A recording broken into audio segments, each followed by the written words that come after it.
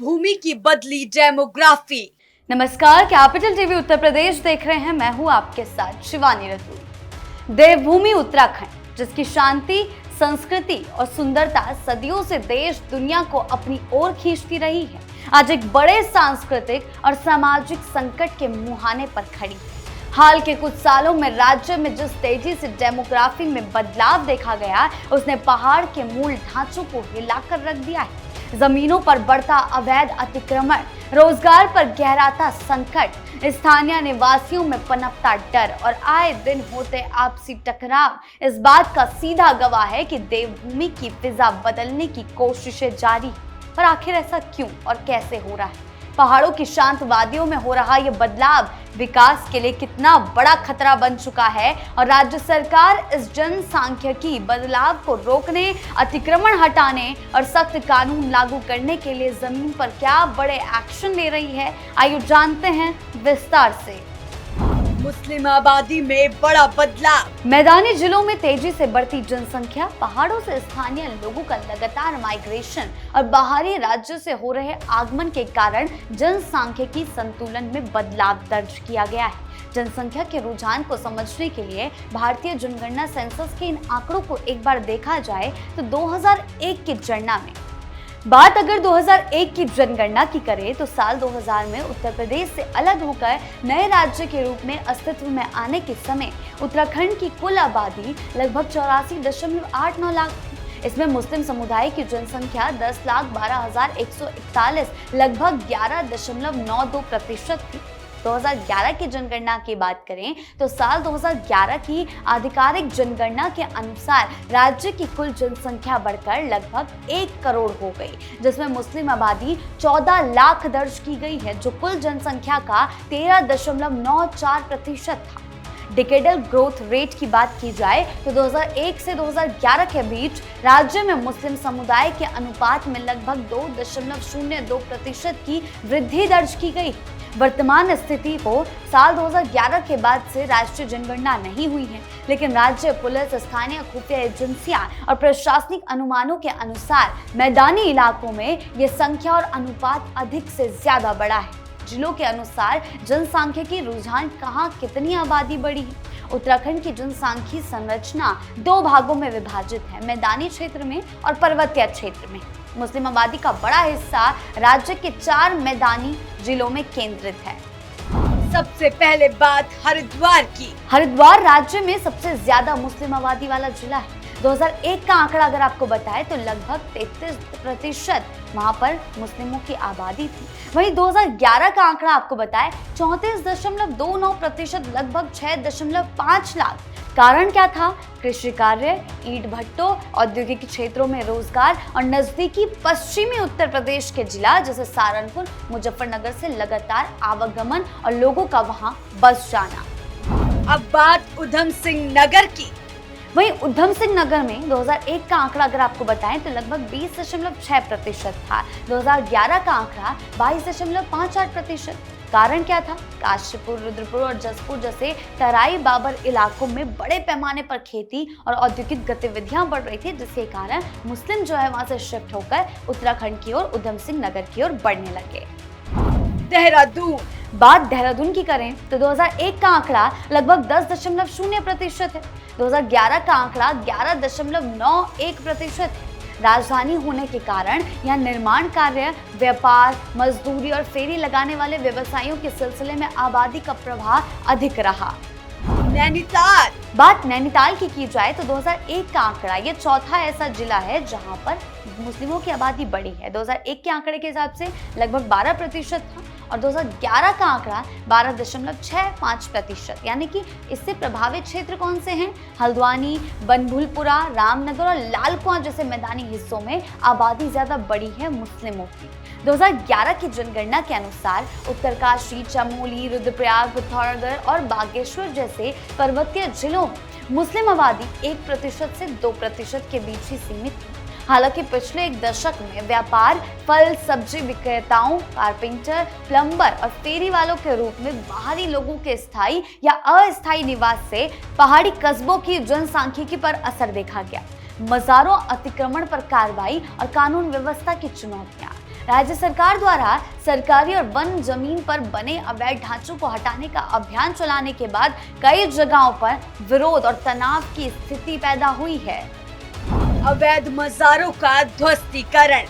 One विभाग, सिंचाई विभाग और स्थानीय प्रशासन की संयुक्त कार्रवाई के तहत अब तक राज्य भर में सरकारी जमीनों से 550 से ज्यादा अवैध मजारों और अन्य अनधिकृत धार्मिक ढांचों को ध्वस्त या साफ किया जा चुका है। प्रशासनिक जांच और सर्वेक्षण में कई मामलों में मजारों के नीचे कोई मानव अवशेष या कोई भी अवशेष नहीं पाया गया है। आपको बता दें किस तरह से यहाँ पे ये बढ़ रहा है, इसकी जानकारी सीधा ये है कि अतिक्रमण बढ़ रहा है। अगर आबादी बढ़ेगी तो अतिक्रमण भी बढ़ेगा और मज़ारों की स्थापना की जाएगी, लेकिन सरकार एक्शन मोड में है और 550 से ज्यादा मज़ार हटा दिए गए हैं। हल्द्वानी हिंसा।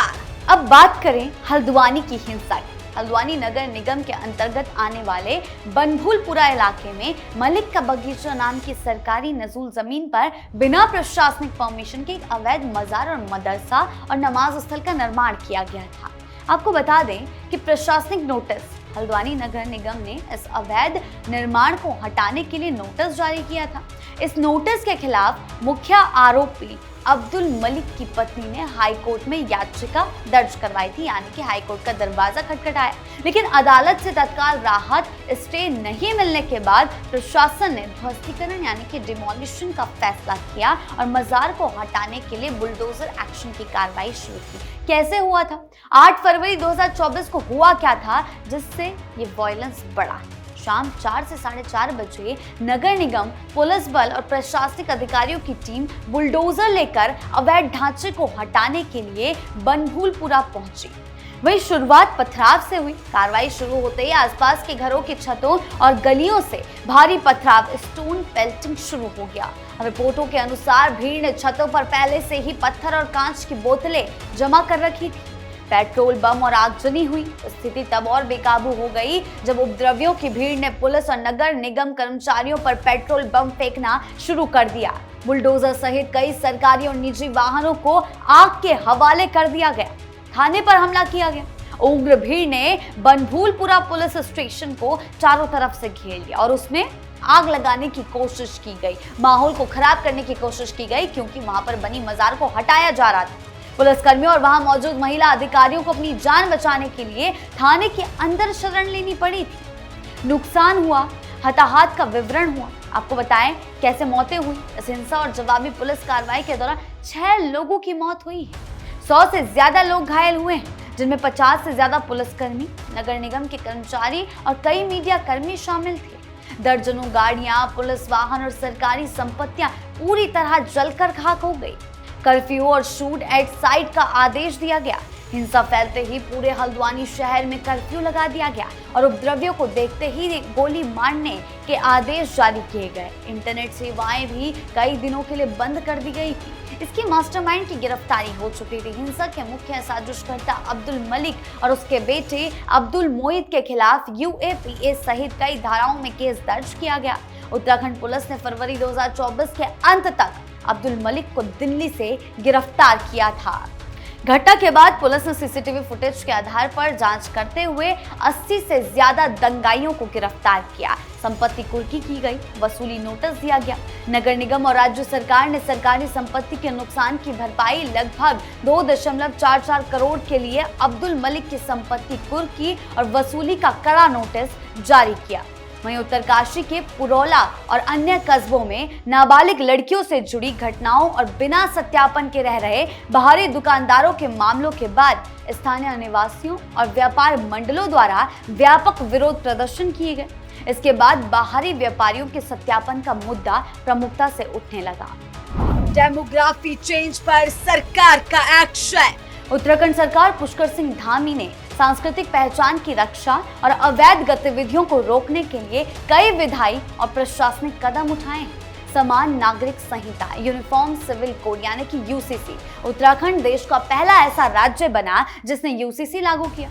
इसके तहत विवाह, तलाक, लिव इन रिलेशनशिप और उत्तराधिकार जैसे मुद्दों पर सभी नागरिकों के लिए एक समान कानून का प्रावधान किया गया है। अवैध अतिक्रमण विरोधी अभियान चलाए गए। जीरो टॉलरेंस नीति के तहत सरकारी वन जमीन और जल संसाधनों के आसपास हुए अतिक्रमणों को बुलडोजर की कार्रवाई के जरिए मुक्त कराया गया।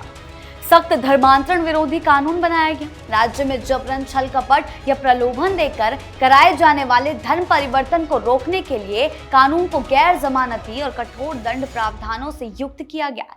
सख्त भू कानून, लैंड लॉज, पर्वतीय क्षेत्रों में बाहरी व्यक्तियों द्वारा कृषि जमीन खरीदने की सीमाओं पर प्रतिबंध लगा दिया गया और जांच प्रक्रिया को कड़ा किया गया ताकि कोई भी व्यक्ति बाहर से आकर जमीन ना खरीद सके।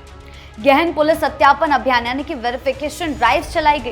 राज्य में बाहरी राज्यों से आकर बसने वाले किराएदारों, फेरी वालों, मजदूरों और संदिग्ध व्यक्तियों का अनिवार्य पुलिस सत्यापन चलाया जा रहा है। दंगा रोधी और क्षतिपूर्ति कानून, किसी भी दंगे या हिंसक प्रदर्शनों में सरकारी या निजी संपत्ति को नुकसान पहुंचाए जाने पर उसकी 100% भरपाई और उपद्रवियों और दंगाइयों की संपत्ति कुर्क करने का सख्त प्रावधान बनाया गया है। डेमोग्राफी चेंज का असर, सांस्कृतिक पहचान का संकट मंडरा रहा है। उत्तराखंड के एक विशिष्ट पहाड़ी और गढ़वाली कुमाऊनी संस्कृति, मैदानी और पहाड़ी कस्बों में तीव्र जनसांख्यिकी बदलाव से स्थानीय भाषा, रीति रिवाज, त्योहारों और पारंपरिक जीवन शैली पर असर पड़ रहा है। स्थानीय बनाम बाहरी का तनाव बढ़ रहा है। बिना पुलिस सत्यापन के बड़े पैमाने पर बाहरी लोग, मजदूर, फेरी वाले, व्यापारियों के बसने में स्थानीय निवासियों में असुरक्षा और अविश्वास की भावना बढ़ी। सामाजिक समरसता पर असर पड़ा है। पुरौला और भनबुलपुरा जैसी घटनाओं के बाद स्थानीय समुदाय और नए बसे समूहों के बीच दूरी और अंतर सामुदायिक तनाव में देखा गया है। अपराध के पैटर्न में बदलाव आया है। पुलिस और स्थानीय खुफिया तंत्र के अनुसार बिना पहचान सत्यापन के रह रहे लोगों के कारण आपराधिक घटनाएं जैसे चोरी, ठगी, धर्मांतरण, महिलाओं से जुड़े अपराध की जांच और अपराधियों को पकड़ने में प्रशासनिक चुनौतियां आती हैं। उत्तराखंड की सीमाएं चीन और नेपाल जैसे देशों से लगती हैं। सीमावर्ती और सामरिक दृष्टि से संवेदनशील पहाड़ी राज्यों में अनियंत्रित जनसांख्यिकी बदलाव को राष्ट्रीय सुरक्षा के लिहाज से काफी महत्वपूर्ण माना जा रहा है। हरिद्वार, उधम सिंह नगर, देहरादून और नैनीताल जैसे मैदानी जिलों में जनसंख्या के तुरंत डेंसिटी से जमीन, जल स्रोतों और सीवरेज व्यवस्था और यातायात पर ज्यादा असर और दबाव पड़ा है। सरकार और सरकारी जमीन पर अतिक्रमण, तराई, बाबर और वनांचल क्षेत्रों में अवैध झुग्गी, झोपड़ियां, कच्चे पक्के ढांचे और बस्तियों के निर्माण से राज्य के वन संसाधनों और सरकारी जमीन का नुकसान हुआ है। मैदानी जिलों के कई विधानसभा और निकाय क्षेत्रों में मतदाताओं का जनसांख्यिकी संतुलन बदलने से स्थानीय चुनाव समीकरण और राजनीतिक एजेंडा काफी प्रभावित हुआ है। और सिर्फ बात उत्तराखंड की नहीं है, उत्तर प्रदेश में भी यही स्थिति पश्चिमी इलाके में ज्यादा देखने को मिली है। जो दिखता है कि किस तरह से उत्तर प्रदेश से फिर ये लोग उत्तराखंड में जा रहे हैं, बड़ा बदलाव कई जगहों पर देखने को मिल रहा है। हालांकि यूपी से लेकर उत्तराखंड तक सरकार इसको कंट्रोल करने की लगातार कोशिशों में जुटी हुई है।